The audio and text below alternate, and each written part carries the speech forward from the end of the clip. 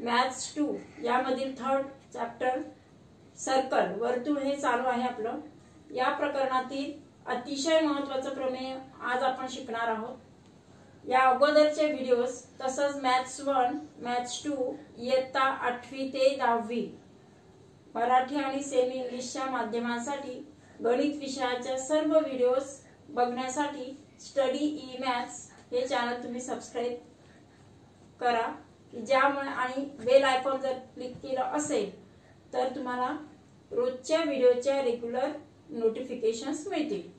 तर आज आपण सगळ्यात महत्त्वाचं प्रमेय की जे त्याच्यावर आधारित उदाहरणं तर असतातच, परंतु ऍक्टिव्हिटी आणि जे प्रूफ आहे त्याचं सिद्धता ती सुद्धा तुम्हाला विचारतात आणि त्याचे जे कंडिशन्स आहेत त्या कंडिशन्स प्रत्येकी सेपरेट पण विचारू शकतात किंवा एकच 5 मार्कांची ऍक्टिव्हिटी सुद्धा विचारतात।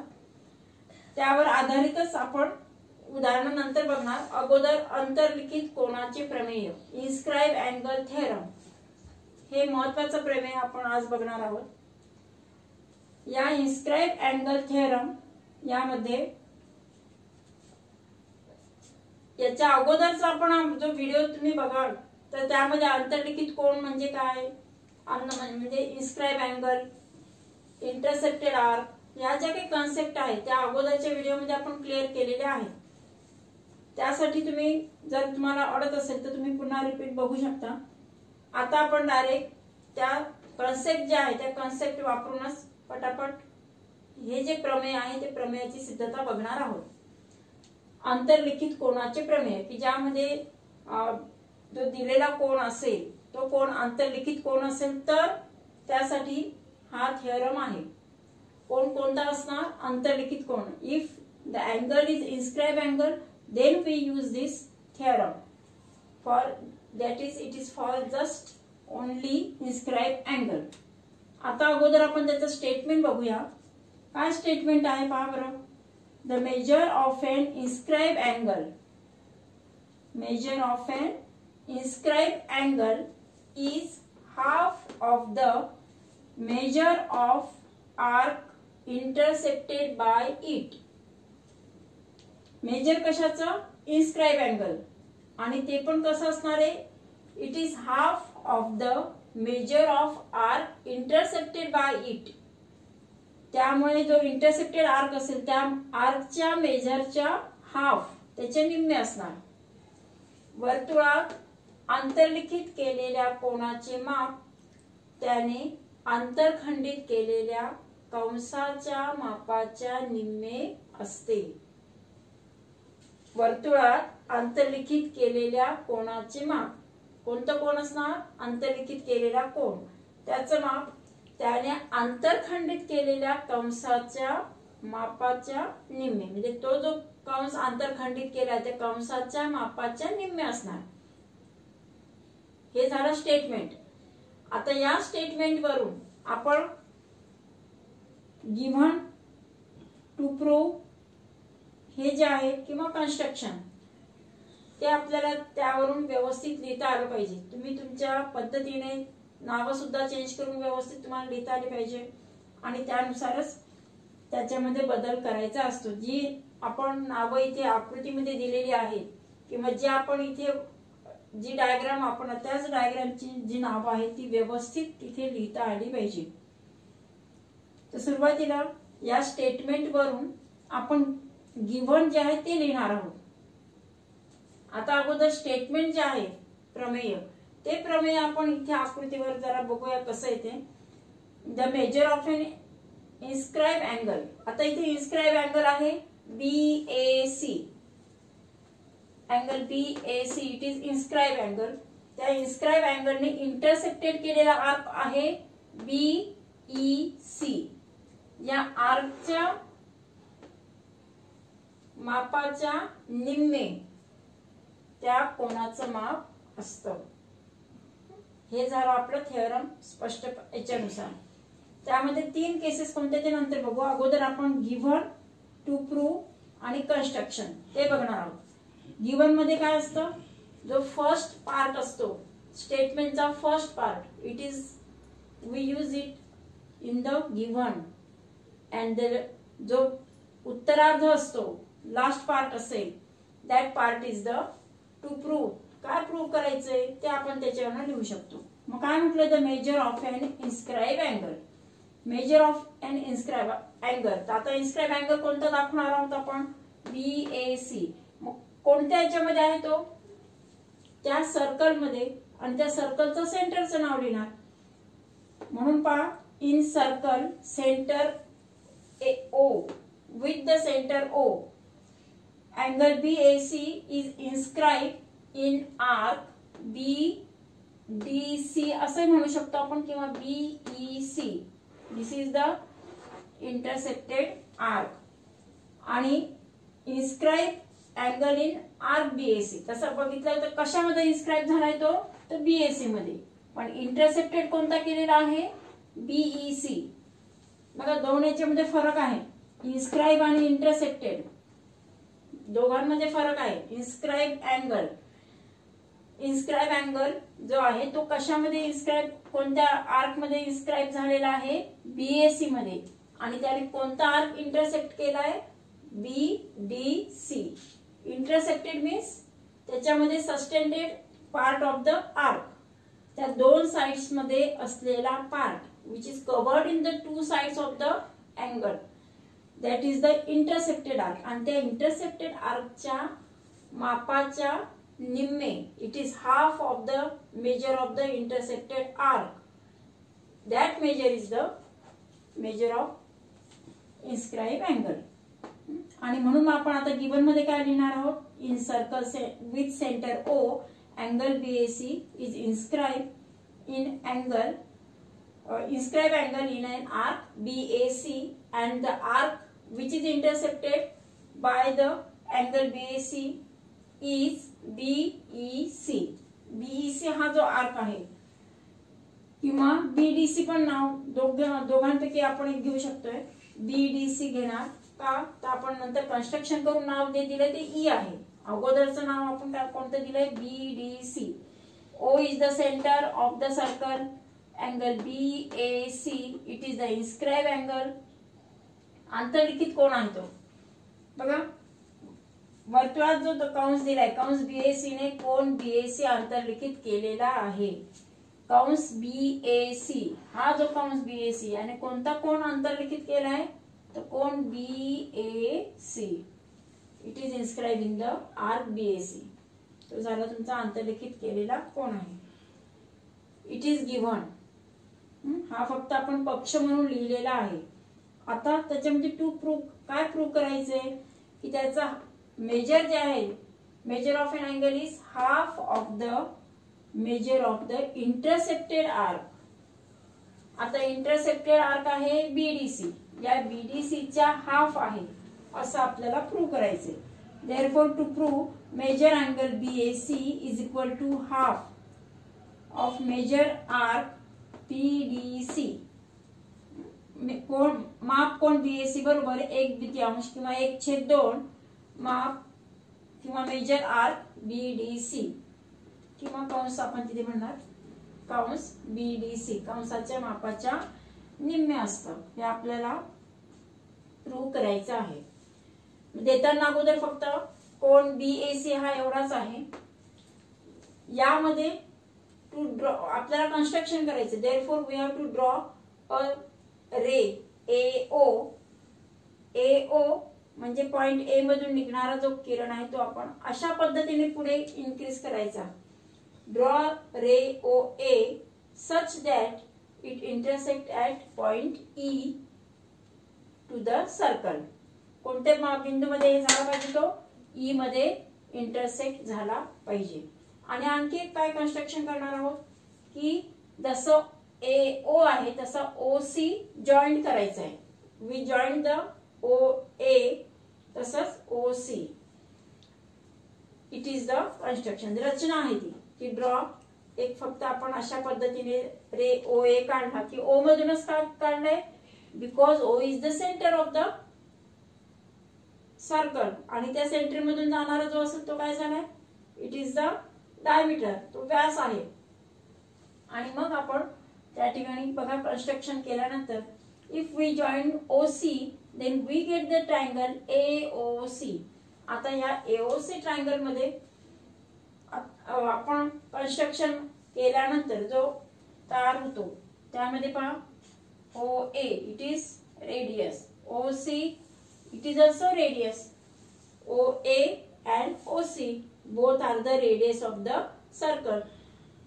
OA आणि OC दोन्ही काय आहेत? एकाच वर्तुळाच्या दोन त्रिज्या आहेत आणि एकाच वर्तुळाच्या त्रिज्या एकरूप असतात. तर आपण आता सिद्धांतामध्ये काय बघणार आहोत पहा. कन्स्ट्रक्शन केल्यानंतर ट्रायंगल झाला OAC तयार झालाय. OAC इन ट्रायंगल AOC इथून आता घेतलं त्यांनी AOC घेतलं किंवा OAC घेतलं तरी चालेल. पण आता सेंटर O घेऊ की जेणेकरून जो केंद्रीय कोन आहे सेंट्रल अँगल त्यासाठी आपल्याला लिहिणं सोपं जाणार. In triangle AOC side OA congruent side OC that is equal to R because radii of the same circle. एकाच वर्तुळाच्या त्रिज्या आहेत म्हणून त्या एकरूप आहेत. आता ज्या त्रिकोणाच्या दोन बाजू एकरूप असतात त्याला आपण म्हणतो समद्विभुज त्रिकोण. मग या समद्विभुज त्रिकोणामध्ये त्याच्यामुळे होतं काय की इट इज द म्हणजे आयसोसेलियस ट्रायंगल समद्विभुज त्रिकोण आणि समद्विभुज त्रिकोणाच्या प्रमेयानुसार congruent side or angles opposite to congruent sides are congruent. एकरूप बाजूंसमोरील कोण एकरूप असतात. मग एकरूप बाजू कोणकोणते आहेत? OA एकरूप OC. या एकरूप बाजूच्या समोरील कोण A आणि या एकरूप बाजूच्या समोरील कोण C. Both R congruent. दोन्ही पण कशा आहेत? ते एकरूप आहेत. कारण समद्विभुज त्रिकोणाच्या ज्या दोन बाजू एकरूप असतात त्या दोन एकरूप बाजूंसमोरील कोण एकरूप असतात. Therefore they are congruent to each other. A and C are congruent. That is the first statement. Angle OAC congruent to angle OCB and suppose the measure of that angle is y. त्याचा आपण काय माप काय consider केले? y degree Celsius घेतले, y अंश घेतलेले आहे. That is equal to y. It is first statement. Number 1 दिला त्याला. आता ट्रायंगल EOC बघणार आपण. See in the diagram EOC. EOC मध्ये काय झालं आता पहा. EOC चं measure EOC it is the central angle. केंद्रीय कोन आहे. केंद्रीय कोनाचं माप म्हणजेच त्याने आंतरखंडित केलेल्या कंसाचं मापा एवढं असतं. Angle EOC it is the central angle. कोणता अँगल आहे तो? केंद्रीय कोन आहे आणि केंद्रीय कोनाचं माप त्याने आंतरखंडित केलेल्या कंसाचं मापा एवढं असतं. हे आपण अगोदरच्या याच्यात शिकलेलो आहोत. मग त्यानुसार याच्यामध्ये पहा हा एक प्रमेय झाला की त्या प्रमेयानुसार आता यामध्ये पण आपण बाह्य कोनाचं प्रमेय वापरणार आहोत. Exterior angle theorem. We use the exterior angle theorem. तो कसा ते पहा इथे. In triangle AOC COE this is the exterior angle म्हणून तिथे लिहिलं बघा exterior angle. This is the exterior angle of triangle AOC. AOC चा तो बाह्य कोन आहे. म्हणजे आता इथे तेवढा त्याच करता इथे डायग्राम काढले. If this is the triangle त्याने त्याच्या याच्यामध्ये जो लिनियर असं एक लिनियर पेअर तयार होते. That is the exterior angle. जो एक रेषीय असा जो कोन तयार होतो हा काय याला म्हणणार आपण ह्या त्रिकोणाचा किंवा या कोणाचा तो बाह्य कोन आहे. It is the exterior angle of the this angle किंवा दॅट ट्रायंगलचा आपण एक्सटिरियर अँगल त्याला कन्सिडर करणार. मग त्यानुसार एक्सटिरियर अँगल थेरम तुमचं झालंय 9वीला आणि आता पण आपण रिव्हिजन मध्ये घेतलेलं आहे. एक्सटिरियर अँगलचं जे मेजर असतं ते त्याच्या it is the sum of the remote interior angles of the triangles. दूरस्थ आंतरकोनाच्या बेरजे एवढे बाह्य कोनाचे माप असते. आता हा बाह्य कोण आहे, या कोणाचा दूरस्थ अंतर कोण कोणते, हा शेजारचा नाही होणार, दूरस्थ म्हणजे त्याचे इंटिरियर आहेत परंतु ते दूर आहेत. Remote interior angles, remote interior angles are A and C. या दोघांची जर ऍडिशन केली y plus y we get 2y. y OAC चं मेजर आहे y आणि OCA चं मेजर आहे y. Therefore measure angle EOC it is the exterior angle. The measure of this exterior angle is the sum of the remote interior angles. दूरस्थ आंतरकोनांच्या बेरजे एवढे या बाह्य कोनाचं माप असतं. बाह्य कोन आहे EOC. EOC चं माप 2 आहे. का तर दूरस्थ आंतरकोन A आणि C याचं जे माप आहे ते y अंश आहे. y अधिक y किती मिळाले 2y. म्हणून बाह्य कोनाचं माप जे आहे ते 2y. It is the 2y. Measure of exterior angle EOC is 2y degree. आता पहा बट EOC चं मेजर तसं पाहिलं तर काय होणार ते angle EOC y plus y is equal to 2y आपण काढलाय. पण measure of angle EOC it is central angle आणि सेंट्रल अँगलचं मेजर म्हणजे त्याने इंटरसेक्टेड केलेल्या आर्कचं मेजरमेंट. केंद्रीय कोनाचं माप हे त्याने आंतरखंडित केलेल्या कंसाच्या मापा एवढे असते. मग आंतरखंडित कंस आहे EC म्हणजे EOC चं मेजर आहे REC. इट इज द काय झालं पहा EOC is the central angle. Therefore REC measure REC is equal to measure angle EOC that is equal to 2y. 2y चा मेजर काढला आपण, याचा EOC चा मेजर 2y. Therefore त्या केंद्रीय कोनाचं माप म्हणजे कंसाचं माप असतं म्हणून कंसाचं माप किती आलंय 2y. याच्यावरून आपण काढलं. आधी दूरस्थ आंतरकोनाचा प्रमेय वापरून याचं मेजर काढलंय या अँगलचं आणि त्यावरून आपण काय केलंय यामध्ये हा जो आर्क आहे त्या आर्कचं मेजर घेतलेलं आहे. Therefore हे झालं आपलं second statement. Definition of arc कंसाची व्याख्या. कंसाच्या व्याख्येनुसार त्याचं जे मेजरमेंट आहे ते केंद्रीय कोनाचं माप म्हणजे त्याने आंतरखंडित केलेल्या कंसाचं माप. आता from first and second statement. First statement इथे घेतलं आपण OAC is equal to OCB is equal to y and second statement मध्ये angle EOC is equal to 2y. आता from first and second, first आणि सेकंड मध्ये बघा काय झालं OAC इक्वल टू OCBY आणि इथे सेकंड मध्ये मेजर आर्क EC किंवा मेजर अँगल जो आहे तो EOC इज इक्वल टू. आता इथे OAC आणि EAC दोन्ही एकच आहे. बघा डायग्राम मध्ये EOC याचं मेजर 2y आणि EAC याचं जर मेजर पाहिलं तर काय येणार ते पण पूर्ण याच्यानुसार जर घेतलं तर OAC याचं मेजर आणि EAC एकच कोण आहे तो. इथे जर घेतलं तर काय झालं तो म्हणजे नाव काय घेतलं आपण OAC याच्याऐवजी EAC. There is just change of name of the vertex. E च्या ऐवजी O जर घेतलं तर अँगल OAC झाला तो आणि E घेतला तर EAC. It is the inscribe angle. तो आंतरलिखित कोन आहे आणि या आंतरलिखित कोनाचं माप जे आहे ते it is half of the arc EC. EC च्या मापाच्या निम्मे आहे. मग कशावरून आपण ते घेतलं. It is the definition of the inscribe angle.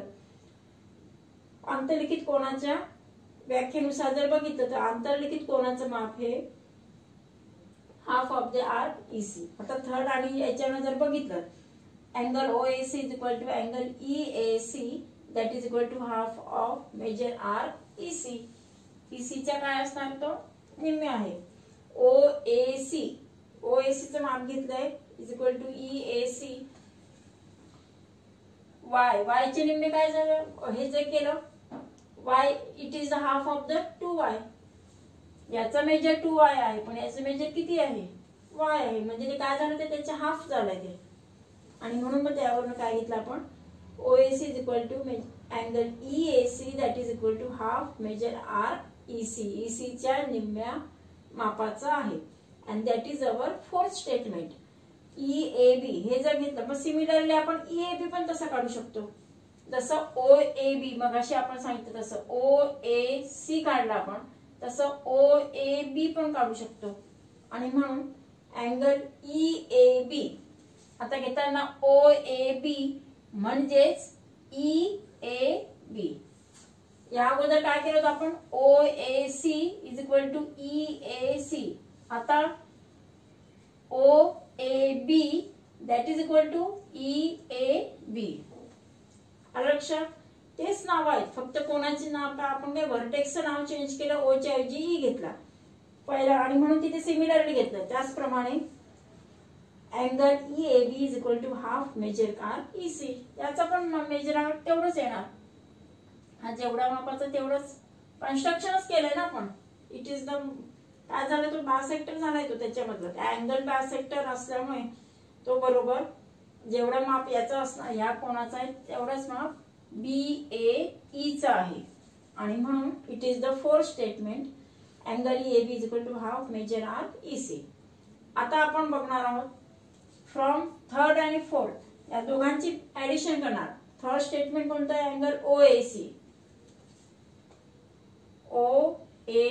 आणि दुसरा OAB. या दोघांची जर ऍडिशन केली तर दिस इज Y हा सुद्धा काय येणार मग y प्लस y 2y आणि इथे this is 2y this is also 2y plus 2y that is equal to 4y. किंवा त्याच्यामध्ये अँगल EAB आता इथे पहा EAC अधिक EAC अधिक EAB that is equal to half REC half REC plus half RBE. हा हाफ आणि हा हाफ किती झाला हाफ जर म्हणजे एक द्वितीयांश कॉमन जर घेतला तो सामायिक काढला तर काय झालं या दोघांची बेरीज केली तर कोणता आर्क तयार होतोय तो संपूर्ण BC किंवा त्याला म्हणणार BDC